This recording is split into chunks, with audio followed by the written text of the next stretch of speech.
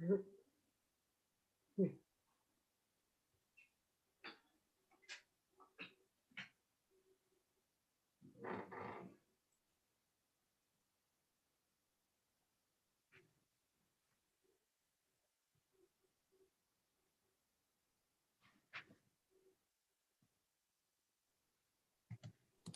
are live. Please start.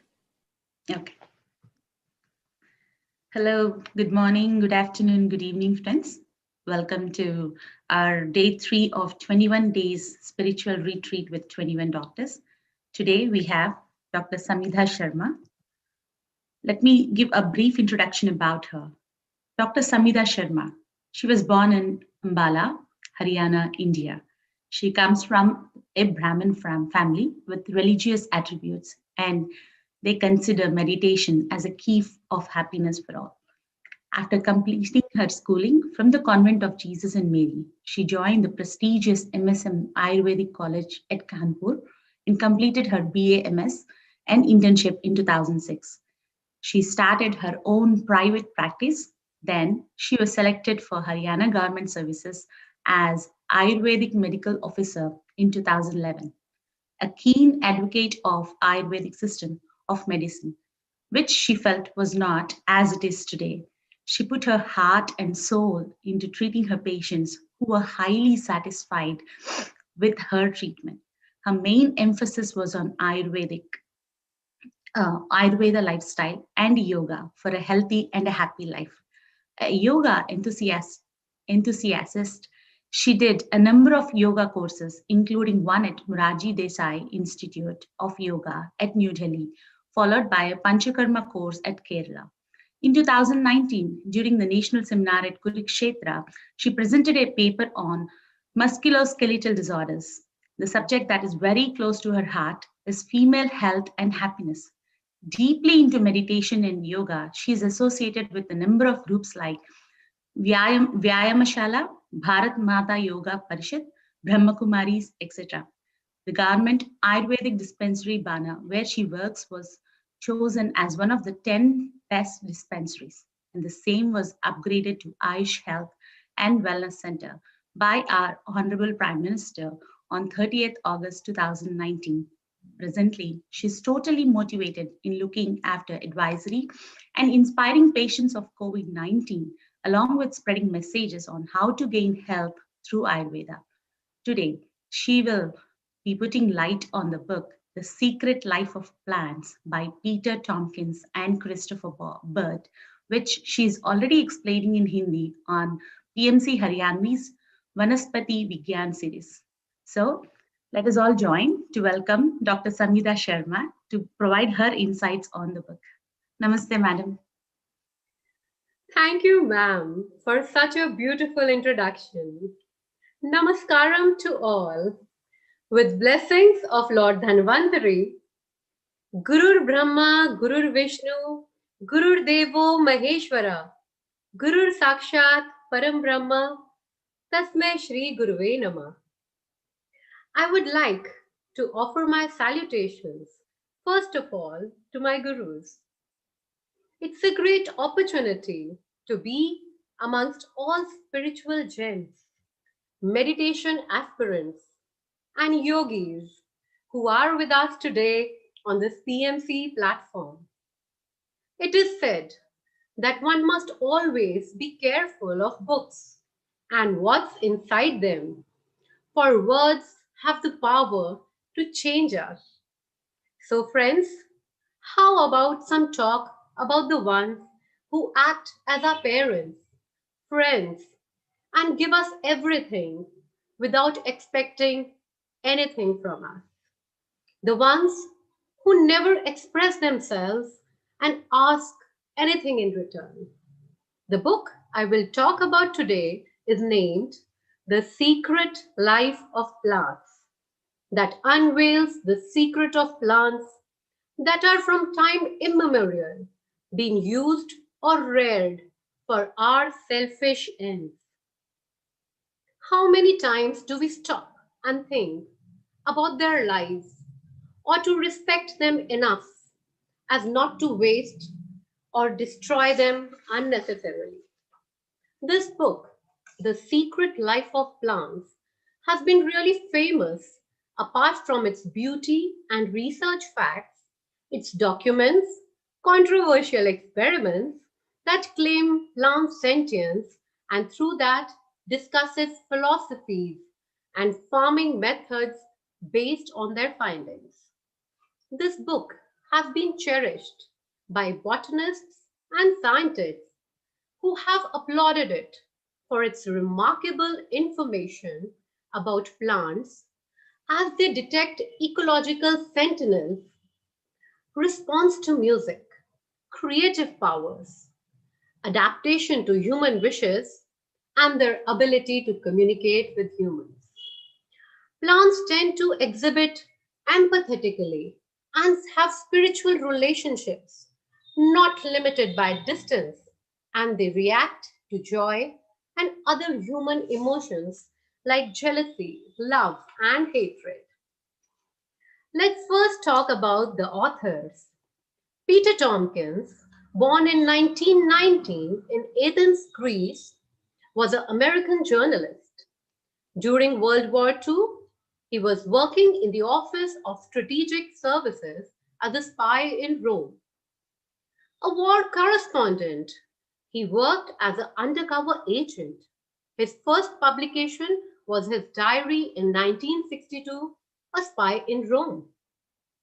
He has authored numerous books like The Secrets of Great Pyramid, Mysteries of Mexican Pyramid, Magic of Obelish, that are actually taken as the classics of New Age liberation.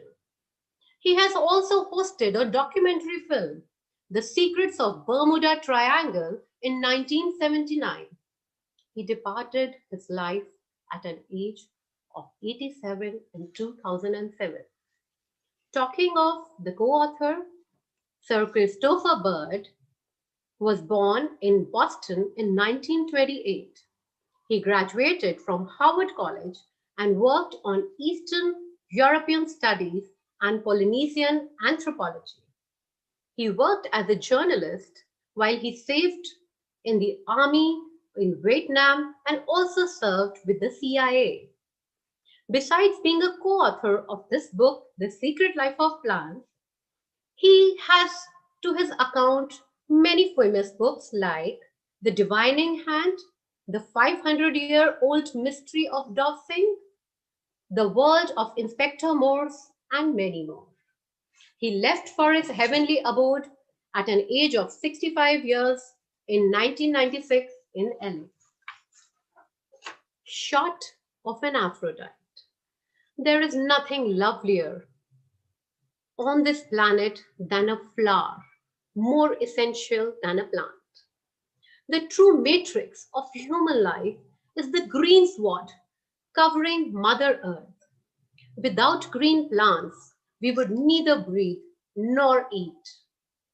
On the undersurface of every leaf, a million movable lips are engaged in devouring carbon dioxide and expelling oxygen. This is the beauty of plants. From crib to coffin, man relies on cellulose as the basis for his food, his shelter, clothing, fuel, fibers, basketry, musical instruments, you name it. And it's from plants. Aristotle's dogma that plants have souls but no sensation lasted through the Middle Ages and into the 18th century when Carl von Linné, grandfather of modern botany, declared that plants differ from animals and humans only in their lack of movement.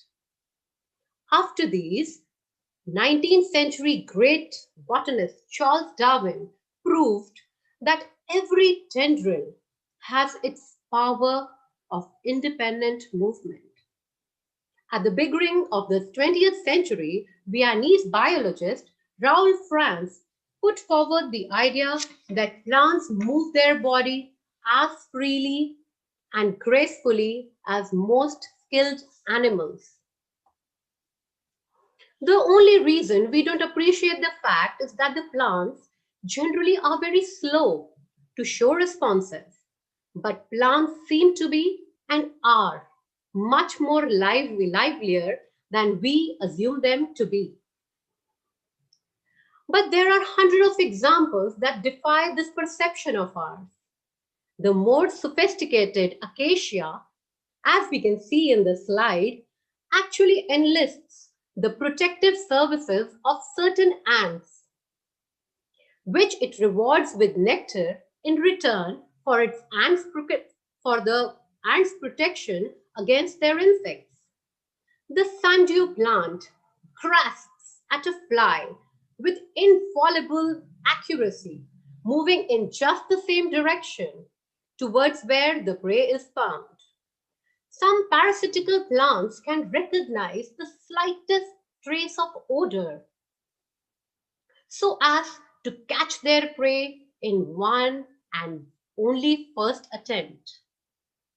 The orchid, Trichoceros parvivorus, will find it fatal to imitate the female of the species of fly so as to exactly ensure the male pollinates the flower, assuming it to be her female. Isn't this hilarious?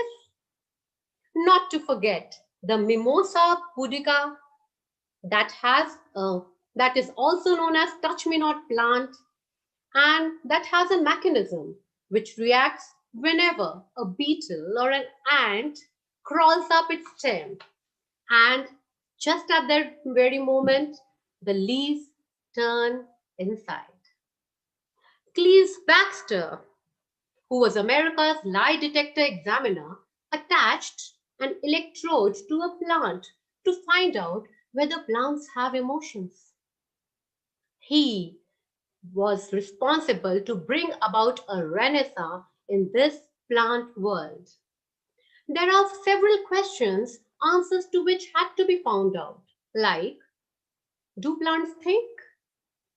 Do they really think? Can they read our mind? Can they show emotions? Emotions, those of love, hatred, jealousy? Do our opinions deter them? Baxter thought that just as the most effective way to trigger a human being is to threaten his well being, plants can be tested in just the same way. So let's try to disturb plants to come to know how lively they are. So he dunked a leaf of dragon plant into hot coffee and noticed the readings in the galvanometer. He found no reactions.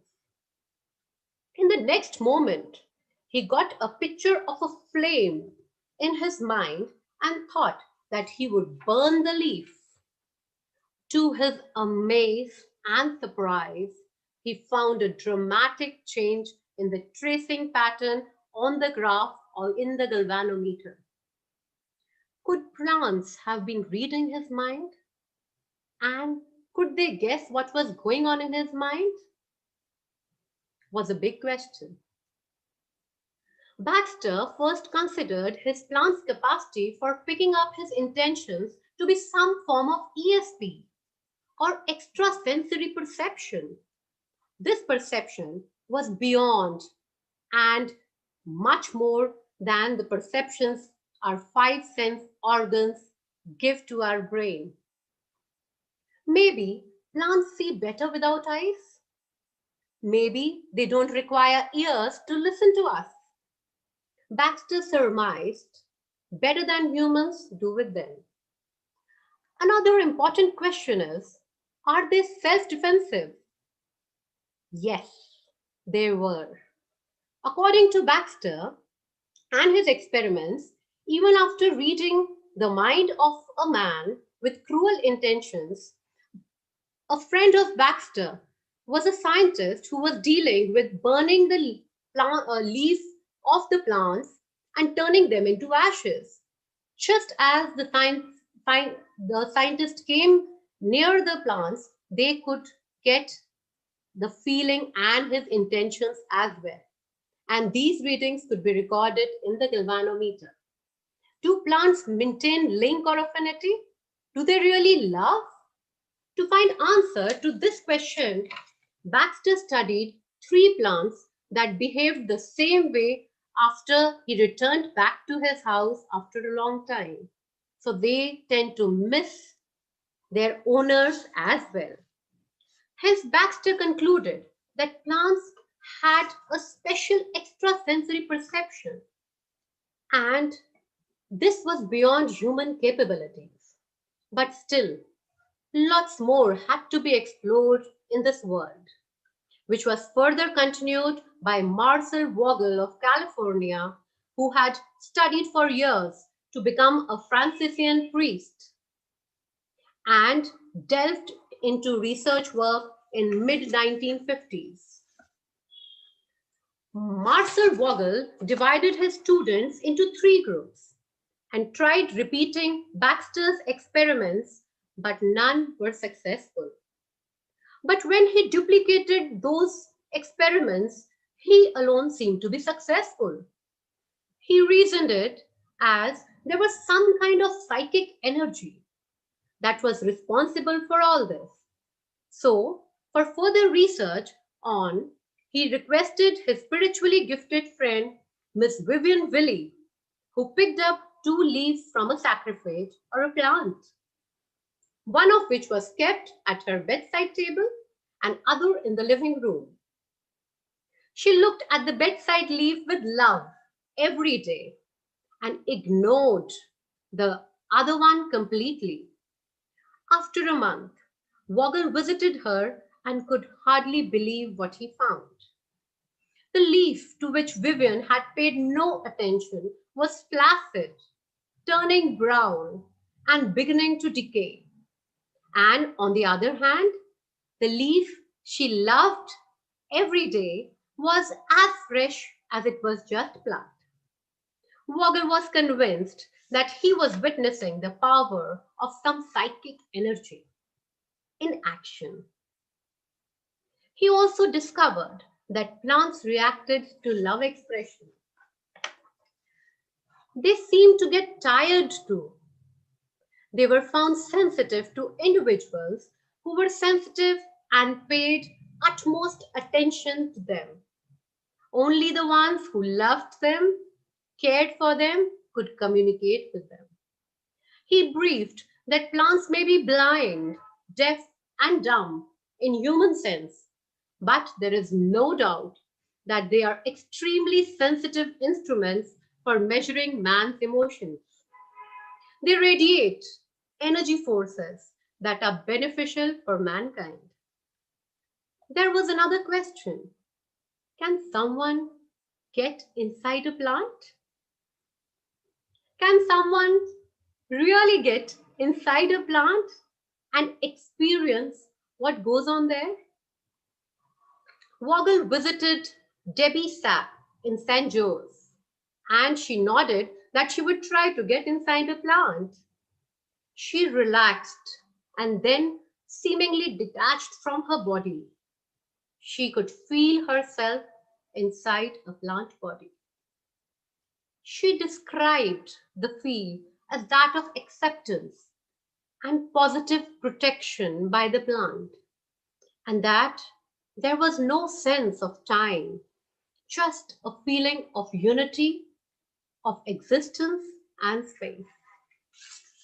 So Vogel's experiment findings were incredible. He found out and proved that plants had a different level of consciousness or power to connect with human emotions. He could also point out a negative emotion person through a single breath. Isn't this magical? He could well connect plants with humans that was so powerful, or a cosmic relationship, or some kind of life force that was connecting link between flora and fauna. By flora, we mean the plant kingdom, and by fauna, we mean the animal kingdom. Vogel also noticed that when he trained children to touch plants, they could instantly feel impulses and vibrations.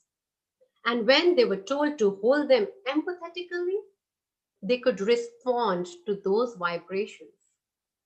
The same findings were absent or rare with the grown ups because their approach was more of a mechanical in nature rather than to be intended for communication or building up a bond. He found out that plants also get affected just like humans, just as fresh plants or blooming flowers make us so happy, and the flaccid and the decaying ones bring about negative energy in us. Plants also behave the same. They are happy with ones who love them and sad with ones who don't adore them enough. Vogel postulated that stress of the unknown and built up pressure is the cause of many illnesses, and also established the fact that water has a key role to play in predicting the psychic status of an individual. So much so that plants can be used as an effective tool to read the mental stress of any individual and even plan kids to help him through this. In the third chapter, the experience of Pierre Paul Sauvin also added on a lot to our green plant kingdom. Sauvin, also known as electronic specialist, wanted to use plants as stress alarm indicators.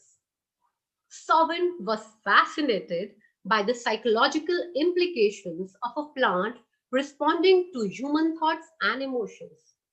He felt that plants had an energy field compatible with humans that made him create the Wheatstone Bridge to further notice fine changes in plants.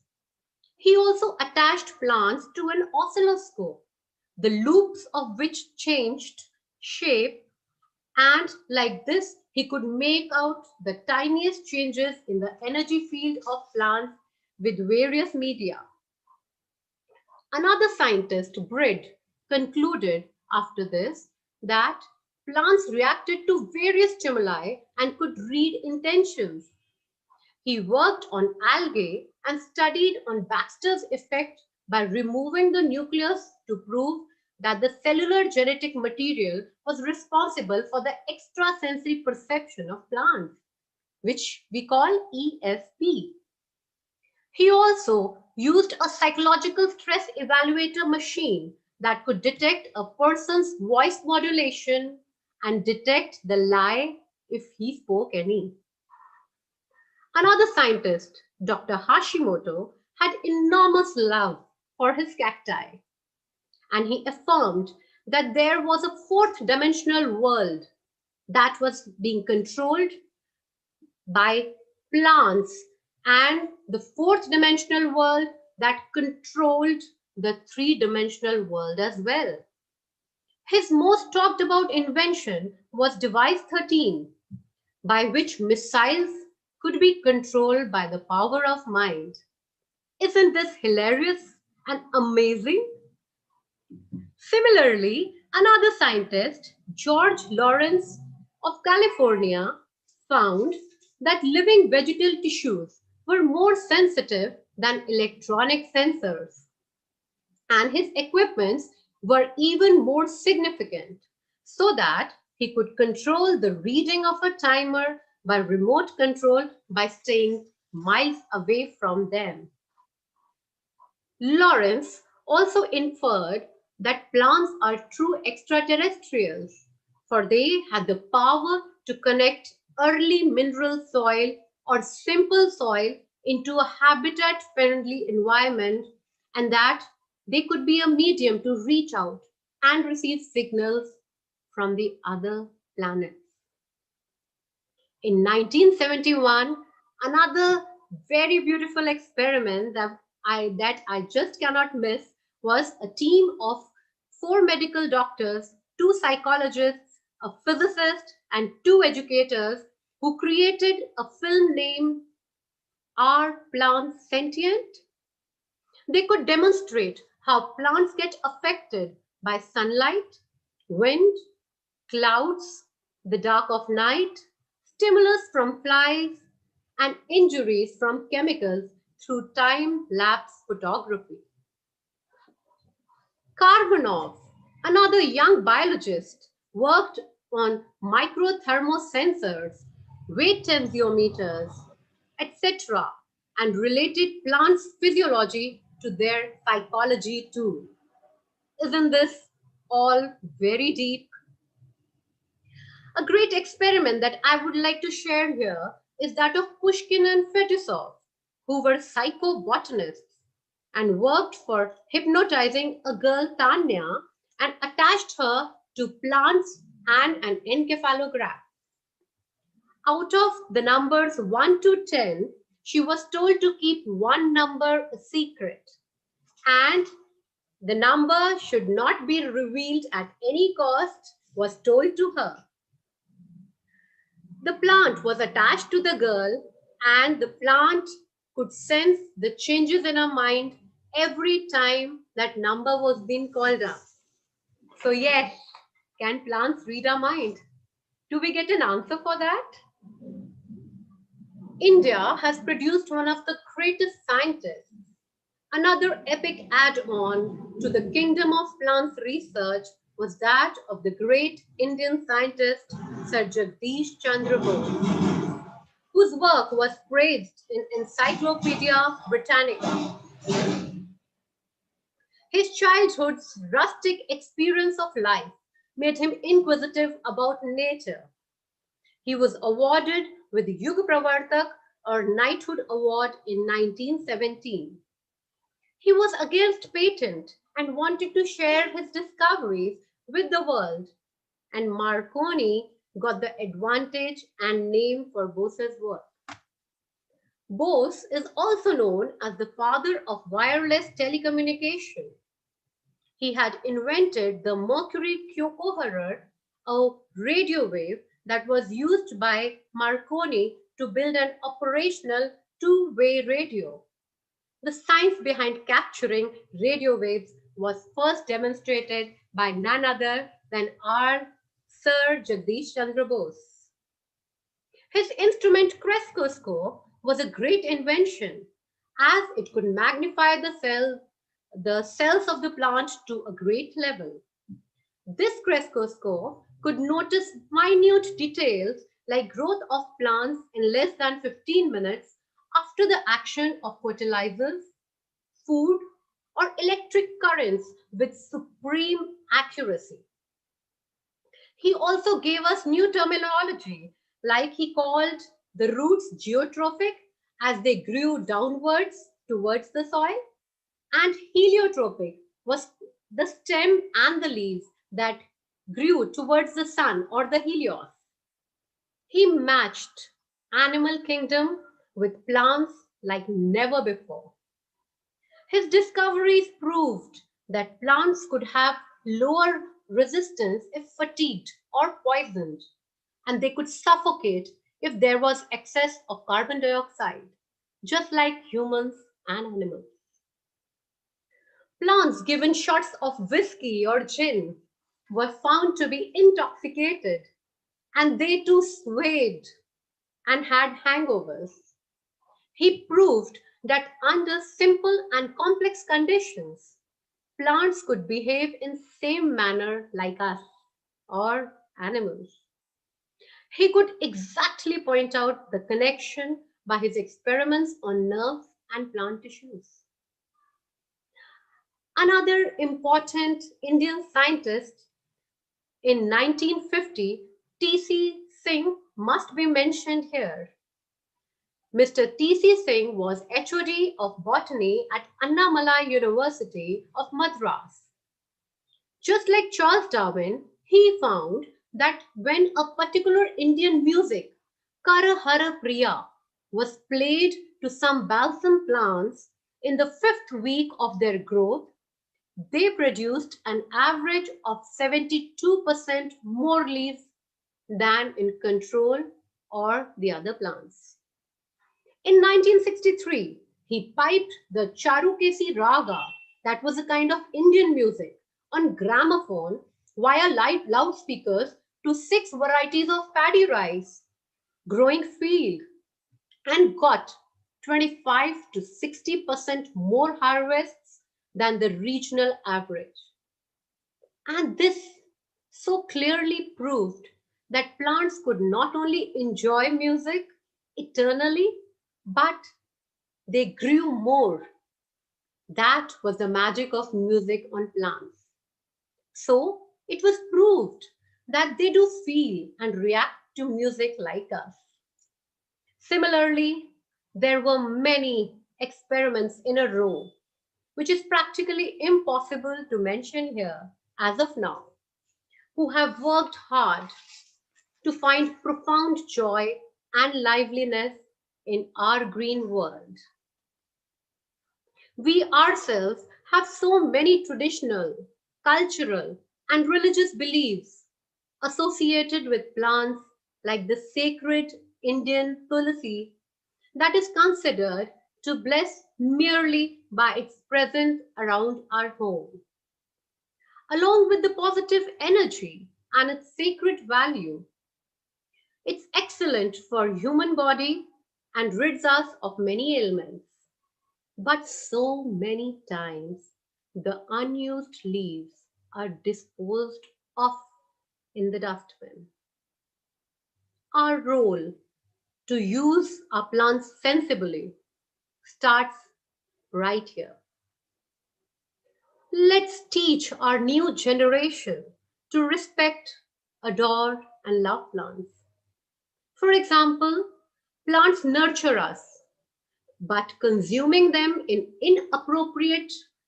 uh, inappropriate amounts and untimely basis can cause diseases. And the same plants, when taken in proper proportions, act as medicines and help us to heal and get healthy again. After going through this incredible book, Our Secret Life of Plants, and reading about various scientific experiments, we can sum it up as yes, plants have energy. They are alive. They do have some kind of extrasensory perception that is supreme to our five sense organs, isn't it? They read our mind, and yes, they can read our mind. They are just like us and animals, as emotional as us all. There are experiments that prove that plants can act as sensors for missiles that may be miles away. Plants miss us when we are not around and feel elated when we come back. Can't we compare them somewhat to children, our children, who sense love, need love, and care? They bloom when we love and take care of them. They might not express and reciprocate in the same manner, but yes, they turn sad, die, and decay in absence of love. They can also feel hatred and jealousy like children have sibling rivalry. So why not let these plants bloom? Dear friends, after this deep dip and inculcating love for plants, let's take a loving and passionate look at our animal kingdom too. We connected and compared plants just now with our babies. But what about animals, millions of whom are slaughtered to come to our dining tables? Let's think about the mothers of those animals. What if we place ourselves in their place? How would we feel if the same thing happens to our children? On the same place, plants are always happy to provide us with food. They offer themselves us very happily. Apart from this emotional and spiritual side that inclines us towards vegetarianism, as an Ayurvedic doctor, these are proven facts that being vegan reduces risks of many diseases like cancer, asthma, hypertension, diabetes, and many others. So let us all pledge to be vegan, vegetarian, so that there is harmony in our world, and let's create more love on this planet. There is a Sanskrit beautiful text that says Vasudev Kutumbakam, that is, the world is one family. So let's spread love, give love and happiness, and experience real bliss to be born as humans. I would, in the end, like to thank Dr. Sangeeta Mehra ma'am, who has pledged to lead and spread the light of spiritualism through meditation. It is an incredible achievement that she has created PMC platform and connected so many countries of the world together.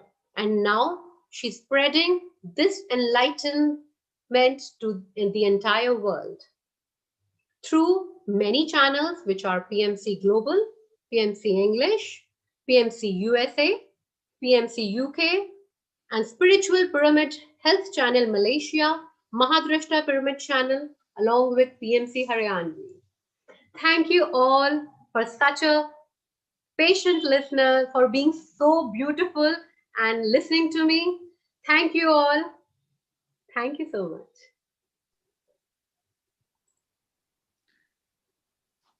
Thank you, madam. Thank you so much. It was such a wonderful session today.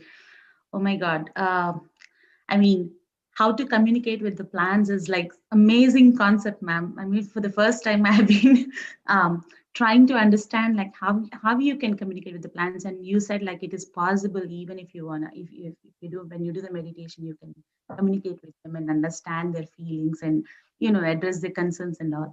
It was amazing, amazing, ma'am. I mean, like I always wanted to understand the medical sciences, but today it's like how we are connecting the spiritual sciences with other species is it's really important. It's a really a very great knowledge sharing session today because everybody should understand the concept, the what the feelings and emotions of the other species along who are born along with us, because we are all from the same cosmos. So we need to understand how they feel, and we need to help each other to build a group consciousness. I am so glad that I got the opportunity to host such a beautiful soul who communicates with the plant species and understand the concern and helping everybody. Thank you, thank you, thank you so much from the bottom of my heart, madam. So much. Thank you so much. Thank you, ma'am. Rashmi. Thank you for the lovely appreciation. It was heartfelt, ma'am. Seriously, I mean, when you were talking, I was just sitting in the meditation, and then I was trying to visualize what you have been trying to tell, because the concept is so beautiful. We love plants, and we're growing plants in and around the house, but you don't know how to communicate with them. Very. I have a beautiful peace lily. It's in my main floor. It's a beautiful peace lily. So I talk to her all the time, and then my husband is like, "Have you gone mad? Why do you talk with that?" But somehow I could connect with it. And then when it drops down the leaves, I'm like, okay, are you hungry, baby? Let me pour you some water, kind of a thing. And when it blossoms, I just appreciate it. And also I could correlate what you're talking about. It was such a wonderful, theory behind it. So that's why I was like, it was amazing, ma'am. Thank you so much. Thank you so much. Rashmi, ma'am, you want to summarize? You're on mute, ma'am. Hello, good evening, everybody, and a very warm welcome to all of you. Thank you, Dr. Sangeeta, Sai Krishna, Deepti, and all the organizers of this beautiful platform to give me an opportunity for summing up Dr. Samidha's lovely presentation on the book, The Secret Life of Plants.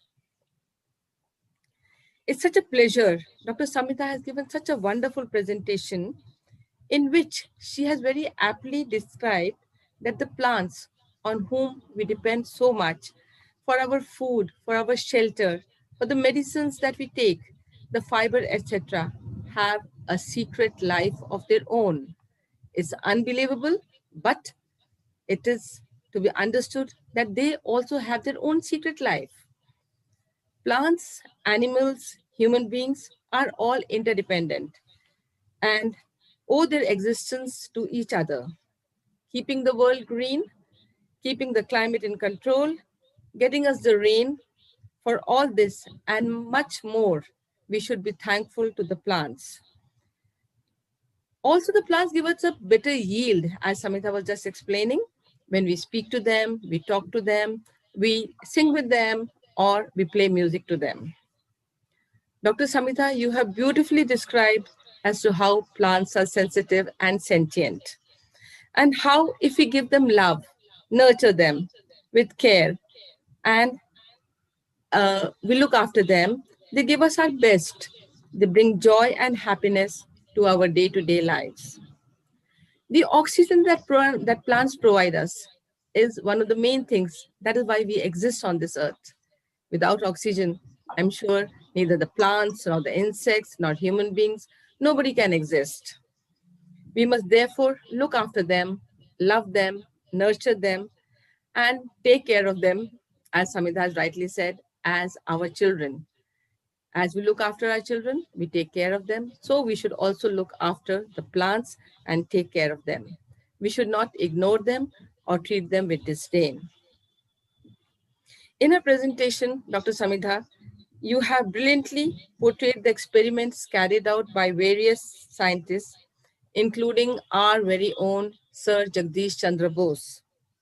You have explained in great detail as to how the response of plants has been used to detect lies, how they come up with their own emotions when we love them, hate them, are angry with them, and they also display jealousy, hatred, etc. to us.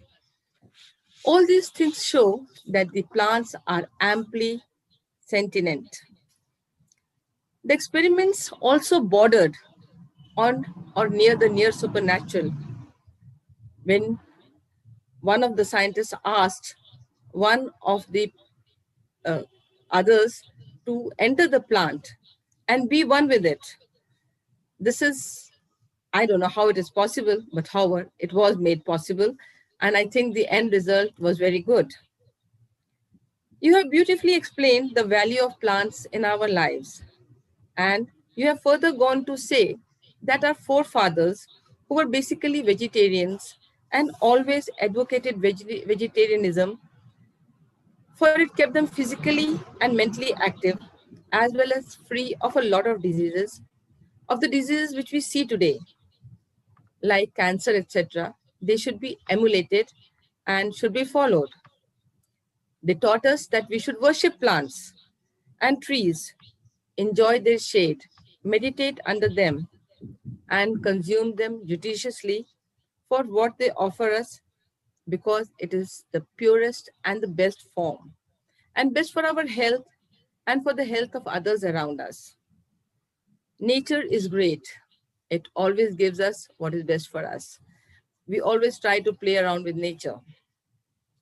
We should all energize ourselves by partaking whatever nature gives us, nurturing and consuming what has been decided for us by nature. Being a vegetarian gives us more energy, more positivity. We should allow the energy of universe flow in the right direction. With this, Dr. Samidha, I would like to conclude that we have really enjoyed your description of the book, The Secret Life of Plants. Thank you. Thank you once again. Thank you so much, ma'am, for your beautiful words of appreciation and words of wisdom as well. It's beautiful that everyone has connected so nicely with my Secret Life of Plant book review today. And let us all meditate for 5 minutes now. So, as we all know, meditation is food for soul. And it doesn't only confine itself to a particular race, religion, country, or age. Everyone needs some me time to connect with the Almighty, with their inner self and inner consciousness. So let us all, wherever we are sitting, just ease our body, ease our mind, and close our eyes for 5 minutes. Let us all close our eyes. Let us all bring about our body, our beautiful mind, our soul, and connect with the Almighty and our inner conscious. The best way to connect our mind with our body is our breath. It is that prana or the life or air, particularly oxygen, that infuses life into all of us. Let us concentrate on every inspiration, inhalation of air through our nose, feeling it inside our chest, expansion of chest, and how this oxygen or prana or life reaches every little cell of our body to keep it alive, to keep it happy, to keep it energized and healthy. And yes, this oxygen comes back in the form of carbon dioxide so as the healed up cells give away the debridement and the waste back through the same channel. Let's concentrate on each inhalation, on each breath that enters in the form of life and replenishes us, and concentrate on the air that we breathe out. On this very special day, when we talked and thanked the plants,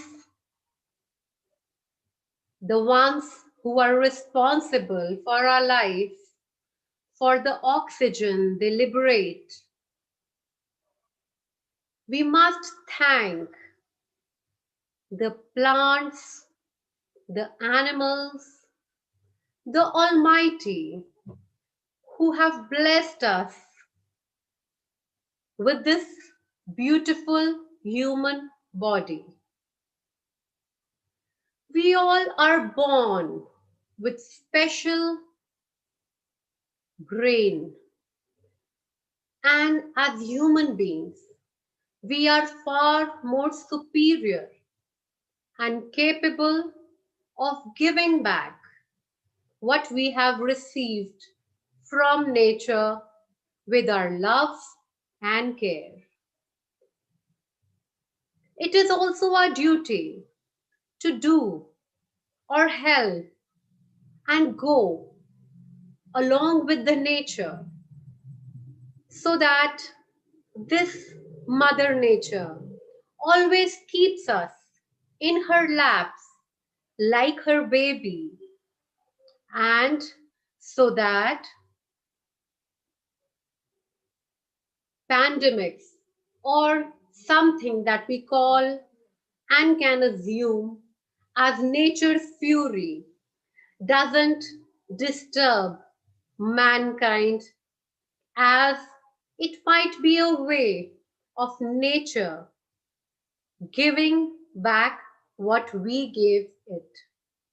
So yes, along with our breaths, let's take a pledge to love nature back by loving its creations, be it flora, the plant kingdom, be it fauna, the animal kingdom, and be it the bounty of nature, everything. Let's be thankful and try to make this world a better place to live in. Let's say Om 3 times. We will chant Om 3 times. Inhale. Om.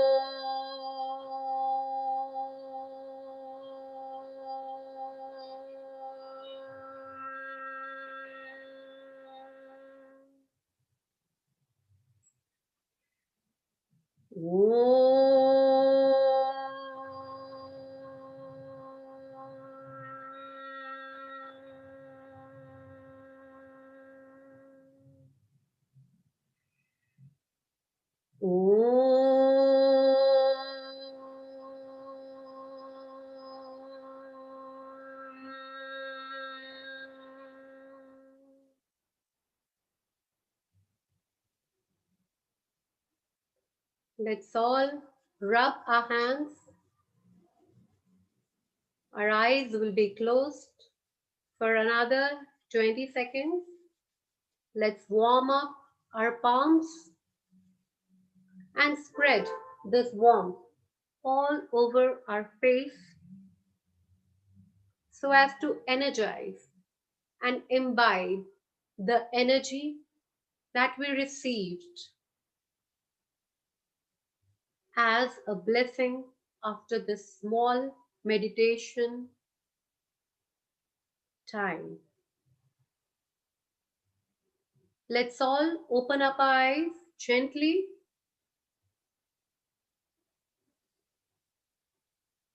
And again, be thankful to everyone. Thank you, madam. Thank you so much for that wonderful meditation. It was so pleasant, very, very gentle and very divine. Thank you. Thank you once again. Thank you so much. We have a comment from the YouTube. Somebody named Ravi garu. He is saying like, it's a beautiful series and thanks to all organizers and the speakers for doing this. So thank you so much, Ravi garu, for your love and support. Thank you. Thank you so much. Okay. Okay, friends, then we're ending the session for today. So we'll meet with another speaker for tomorrow. Thank you once again, Dr. Samidha Sharma, for the wonderful session on life of plants, the secret life of plants. And it is really, really very motivating, and everybody should follow this because we are all of the same species. We are like siblings of the Mother Earth. So please, please, please try to connect with the plants and try to understand their feelings and emotions. And, you know, when you give love and when you care for them, they will nurture more.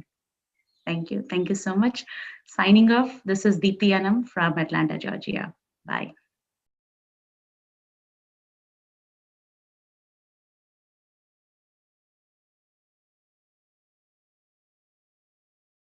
Officer and traveled all over the world, working in army dental centers, facing hardships of difficult terrains, also looking after the families of the army personnel as part of her duties.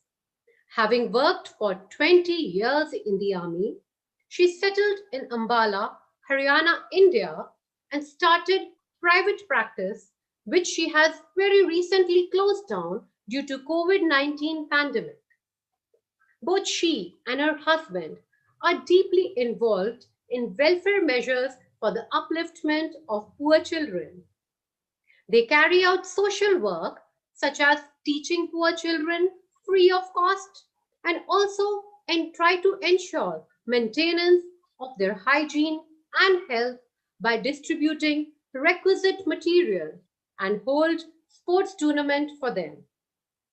Today, she will be speaking upon an extraordinary book, The 7 Spiritual Laws of Success by international bestseller author Dr. Deepak Chopra.